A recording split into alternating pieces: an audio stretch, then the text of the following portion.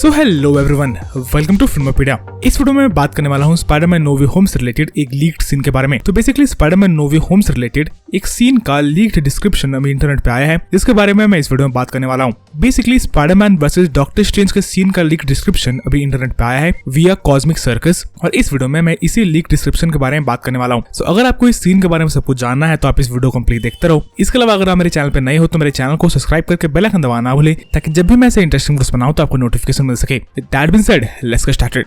तो Spiderman no वे home के trailer को देखने से इतना तो हमें पता चल रहा था कि शायद डॉक्टर स्ट्रेंज और पीटर पार्कर लड़ रहे हैं। अब कॉस्मिक सर्कस की तरफ से ये रिपोर्ट आ रही है कि बेसिकली डॉक्टर स्ट्रेंज और पीटर पार्कर एक मिस्टीरियस क्यूब के ऊपर इस मूवी में लड़ने वाला है। Basically Peter Parker doctor strange से सैंक्टम सेंटोरम में आर्ग्यू करेगा, उसके बाद स्पाइडरमैन इस मिस्टीरियस बॉक्स को सैंक्टम सेंटोरम से चुरा लेगा, जिसके बाद बेसिकली डॉक्टर स्ट्रेंज और पीटर पार्कर के बीच में लड़ाई होगी और एक काइंड ऑफ चेस सीक्वेंस होगा, जहां पे स्पाइडरमैन अपने स्पाइडर सेंस को यूज करके डॉक्टर स्ट्रेंज के हर एक मूव को डॉज कर रहा होगा। पर इस फाइट सीक्वेंस के दौरान बेसिकली डॉक्टर स्ट्रेंज अपने क्लोक ऑफ लेविटेशन को भी यूज करेंगे।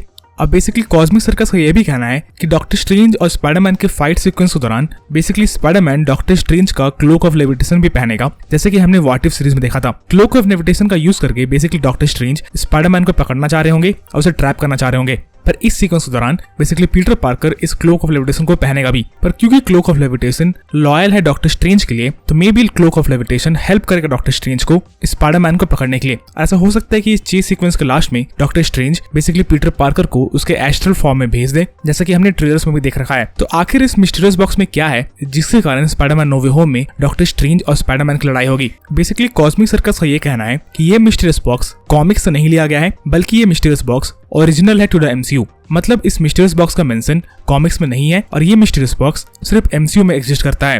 तो आखिर इस मिस्टीरियस बॉक्स में क्या है, चलिए इसके बारे में बात करते हैं। सो इस मिस्ट्री बॉक्स के बारे में बात करने से पहले चलिए बात करते हैं डॉक्टर स्ट्रेंज के स्पेल के बारे में। तो स्पाइडरमैन नो वे होम के ट्रेलर में हमें दिखा था कि डॉक्टर स्ट्रेंज एक स्पेल कास्ट कर रहे हैं, जिसका यूज करके वो सारी दुनिया की मेमोरी मिटाना चाहते हैं और पूरी दुनिया को ये भुला देना चाहते हैं कि पीटर पार्कर की असली आइडेंटिटी क्या है। तो इस मैजिक स्पेल के ऊपर काफी सारी फैन थ्योरीज बन रही है कि आखिर ये मैजिक स्पेल कैसे काम कर रहा है और इस मैजिक स्पेल में क्या गड़बड़ी हुई। ऐसा हो सकता है कि इस मैजिक स्पेल को कास्ट करते हुए डॉक्टर स्ट्रेंज से कुछ गलती हुई, जिसके कारण पूरी दुनिया की मेमोरी तो नहीं मिटी, बल्कि मल्टीवर्स का दरवाजा खुल गया।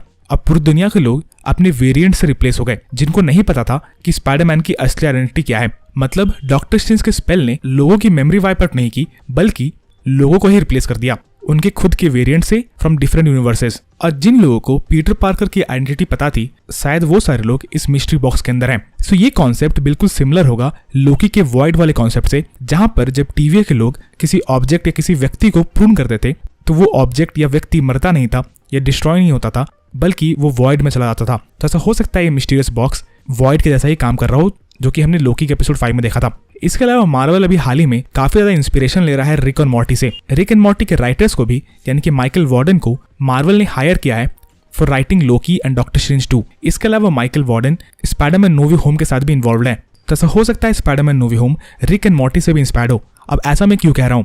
बेसिकली रिक एंड मॉर्टी की सीजन 1 के एपिसोड 9 में एक इवेंट होता है, जहां पर रिक एंड मॉर्टी अपने यूनिवर्स को छोड़ के एक दूसरे यूनिवर्स में जाते हैं और वहां पर के जो रिक और मॉर्टी थे उनकी जगह ले लेते हैं, क्योंकि जो ओरिजिनल रिक एंड मॉर्टी का यूनिवर्स था वो यूनिवर्स तबाह हो गया था। इसलिए रिक एंड मॉर्टी दूसरे यूनिवर्स में जाते हैं, वहां के रिक एंड मॉर्टी को मारते हैं और उनका प्लेस ले लेते हैं। तो ऐसा हो सकता है स्पाइडरमैन नो वे होम इस एपिसोड से इंस्पायर्ड हो कहीं ना कहीं, जहां पर मेन यूनिवर्स के जिन लोगों को स्पाइडरमैन की आइडेंटिटी के बारे में पता था वो सारे लोग इस बॉक्स के अंदर हैं। इसके अलावा उन सारे लोगों को उनके वेरिएंट्स ने रिप्लेस कर दिया है। इसलिए शायद स्पाइडरमैन या पीटर पार्कर इस बॉक्स को डॉक्टर स्ट्रेंज से लेना चाहता है, ताकि वो अपने फ्रेंड्स को और अपने फैमिलीज को इस बॉक्स से रिलीज कर सके और ताकि उसे वेरिएंट्स के साथ ना रहना पड़े। पर यहाँ पे सबसे बड़ा सवाल है, तो इस काम में डॉक्टर स्ट्रेंज पीटर पार्कर की हेल्प क्यों नहीं कर रहे हैं? वो पीटर पार्कर को एस्ट्रल फॉर्म में क्यों भेज रहे हैं और इस बॉक्स को चुराने क्यों नहीं दे रहे हैं? क्या डॉक्टर स्ट्रेंज स्पाइडरमैन नो वे होम में इवल है? इसके ऊपर ऑलरेडी मैंने एक वीडियो बना के रखा है, आप आई बटन पर जाकर देख सकते हो। सो यही थी बेसिकली थ्योरी इस मिस्ट्री बॉक्स के ऊपर। ये मिस्ट्री बॉक्स हो सकता है एक वॉइड के जैसा काम कर रहा हो,